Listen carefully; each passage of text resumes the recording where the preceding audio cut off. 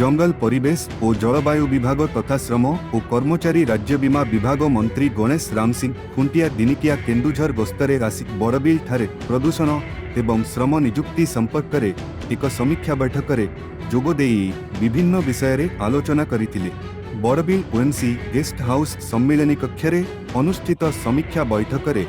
जोड़ा बड़बिल खनि अंचल में हेउतिबा मात्राधिक डस्ट पोल्यूशन वायु प्रदूषण मात्रा को नहीं उद्वेग प्रकाश करने सहित प्रदूषण मात्रा को किपरि कम करी नियंत्रण करा जाय परिबो एवं से दिगरे कौन सबु पदक्षेप निया जाउछि से संपर्क में पचारि बुझिथिले। प्रदूषण मात्रा को नियंत्रण पाई नूतन ज्ञान कौशल आधुनिक मेसिन व्यवहार एवं सबुज बलय सृष्टि पाई मंत्री परामर्श देइथिले। एही पेरिफेरी रे पॉल्यूशन जोटा कि यार क्वालिटी बहुत हाई अच्छी एबव 37 पॉल्यूशन इंडेक्स हाई अच्छी ताको केमते हमर रुका जाई पारिबो गोटे ग्रीन एनवायरमेंटल गाड़िया पई समस्तंकर कोऑपरेशन दरकार होउथला। सेति माइनिंग ऑनर pollution control board forest department एवं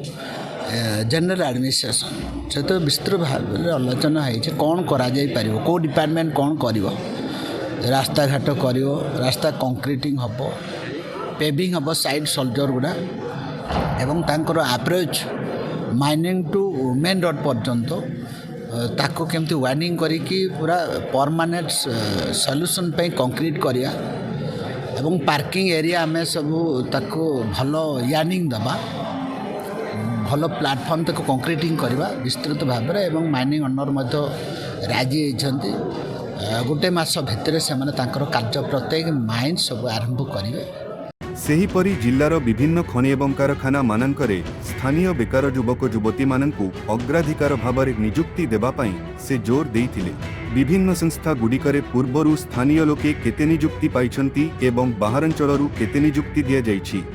से नहीं तदंत कराजिबो बोली मंत्री गणेश राम सिंह खुंटिया सूचना देइछंती। लेबर डिपार्टमेंट जो आमर अच्छे को डिपार्टमेंट सब केते